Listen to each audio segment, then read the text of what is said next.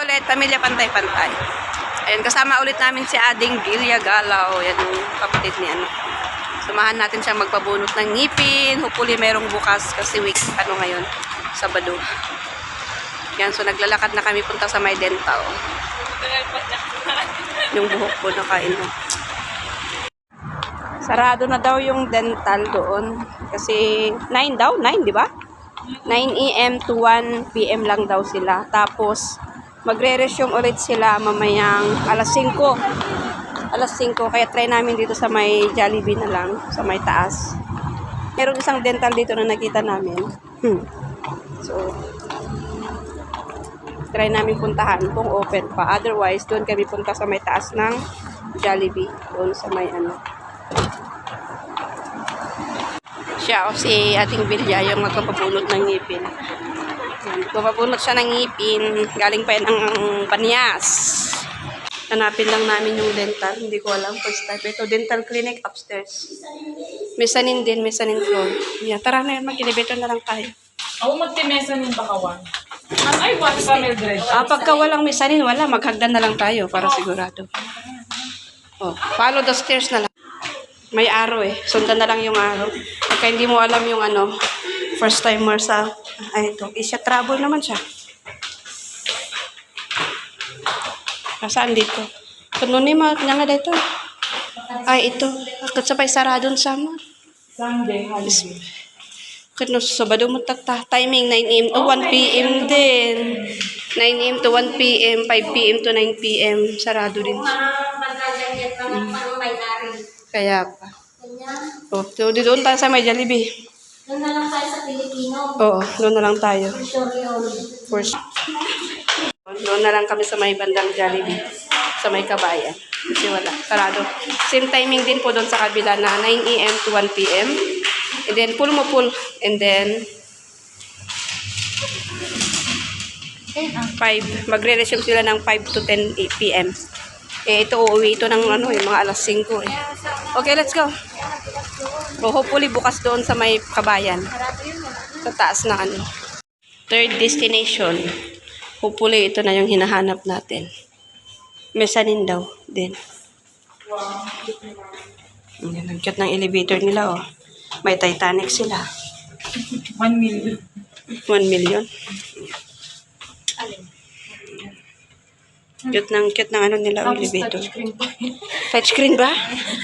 Ay, baka may password. Check mo baka may password. Kung hindi yan tumaas, may password yan.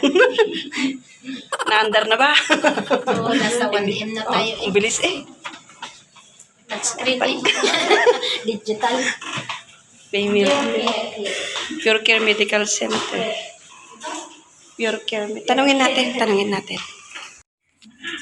Nahanap na namin. Isang kabaranggayan daw ko na ni ate. Grabe, isa lang yung magpapabunot. Pero isang kabaranggayan daw yung kasama.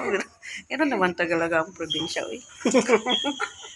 Pag na-hospital yung ano.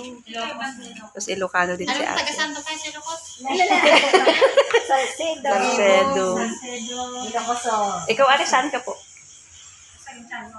Isabela ng ate. Ano siya? Po, nakahanap tuloy ng ano niya.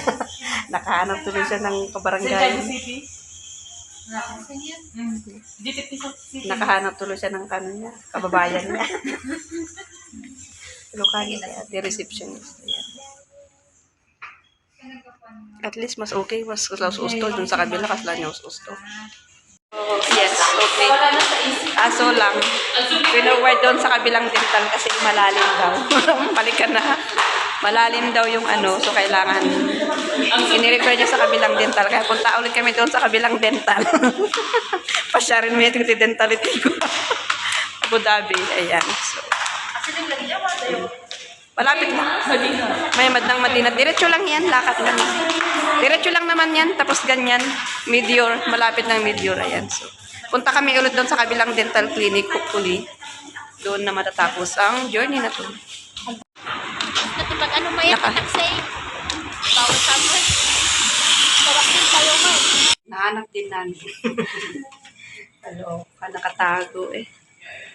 E-light. Ah, ito. E-light, ayun. Ito, E-light Care Medical Center. Ayan, nandito na kami sa Dito na tayo sa may clinic. Clinic. Pinag-isip pa sila. Mahal yung ano niya. Mahal yung bunot. Ito 700 dirham daw. So, nasa ano na yun. Yung 700 times ano mo sa peso is nasa 10 ano yun. 10,000 na. Medyo mahal siya. Sa wisdom tooth daw kasi siya. Tapos, ano ba yun? Lubog ba siya? Lubog? Lubog daw. Kaya kailangan i-surgical daw nila. Kaya medyo mahal. Nagtanong tayo doon sa kabilang dental. Yung pinagpabunutan ko din dati. Oh, punta ka na. Yan, pinagpabunutan ko dati is yung surgical daw pagbunot is nasa 1,000. Pero pagka hindi daw surgical, nasa 700. Ay, nasa 500. Kaya, yun. And this one also, please. Hindi matagal din. Kaya mo yan? Parang kagat lang yan ng kuto. Langga. O huwag kang mag-nervous. So medyo pinag-isip-isipan niya din ng mga matagal-tagal. Kasi yung wisdom to talaga ilubog daw. Kaya kailangan nilang parang biyak, I don't know, isi-surgical nila something. Kaya ayun. Saka medyo mahal. Kaya nagtawag ako doon sa isang clinic kung magkano yung ano nila is. Sabi naman is 1,000. Kaya dito na lang sa huli na lang is kung singilin man ng amo, kahit kalahati na lang ipapagkatian nila ng amo. Kasi medyo malaki-laki na rin. Isang ngipin lang yun, biruin mo nasa 10,000 pesos. So, mahal mo yun. Sa atin, yung bunot sa atin, nasa 250 sa kandon nung last December. So kahit naman mahal, nasa 1,000. 10,000 sa ngipin lang, medyo mahal. Masakit na yun sa bulsa. Kalahati na yung sahod daw niya. Kaya, so, ganoon talaga yun. Sumasakit. Ayun, tumasok na siya sa loob. Antay na lang natin dito sa labas. Medyo kinakabahan daw. Pero ganoon talaga. So, malamig. Ayan. Tapos na po siyang magpabunot ng ngipin. Medyo natagalan. Punta tayo sa may stoplight. Tawid tayo doon sa kabila. Punta tayo sa may Madinat Sayed. So, anong hapon na? Mag-alas 5 na. Ay, alas 5 na pala, no? Malamig pala yung hangin. At dahil walking distance lang naman yung pupuntahan natin, kaya lakarin na lang natin. Ayan. Kunting exercise na rin para sa akin ito. Walking. Lamig pala, uy. Malamig yung simoy ng hangin. Alas 5 na pero mataas pa yung sikat ng araw. Malapit na tayo sa may Madinat Sayed. Andyan si Ate Aileen at saka si ano, punta na lang natin sila dyan. Eh doon tayo galing banday. May likod doon. Ganito talaga kami dito. Hanggat kayang lakarin yung pupuntahan is nilalakad talaga. Ganon.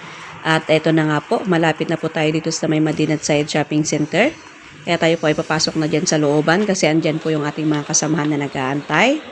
So, doon lang po tayo sa taas, doon sa may food court, at na makapagkape na po tayo, kasi kanina pa kami kaping-kape. At na makakain na rin ng dinner bago tayo magsiuwian sa ating kanya-kanyang mga tahanan. And ayun, malapit na tayo sa food court. At dahil natapos na po tayong kumain ng hapunan, ayan, picture-picture muna, selfie-selfie muna bago tayo magsiuwian. Kasama natin dito ang ating magandang kapatiran, si Sister Angela from Uganda. Ayan, di ba? Napakatangkad nila, kaya sabi ko umupo sila pag kami magpicture para makuha. Ayan, so happy-happy lang. Ganun lang talaga ang buhay bago magsiuwian kasi back to work na naman after ng day off. Ay, nako. At nang pababa na sana kami, nahinto kami dito kasi gusto daw mag-picture-picture dito sa may banda na may Happy Valentine's na decoration. Kaso nga lang, ang tagal namang matapos itong mga nagpi-picture-picture dito. Tumambay na sila doon, kaya sila sumingit na lang sila doon sa may bandang love. At kunting picture ang nakuha. Ayan, kasi ayan, ang tagal nila itong tatlong ito. Ayan, daan na lang muna kami saglit sa Lulu kasi may bibilin sila. Thank you so much for watching mga kapatid. Ayan, so please continue to support Simpleng Buhay Vlog. And stay safe and God bless us all. See you again sa ating susunod na mga vlog. Bye-bye!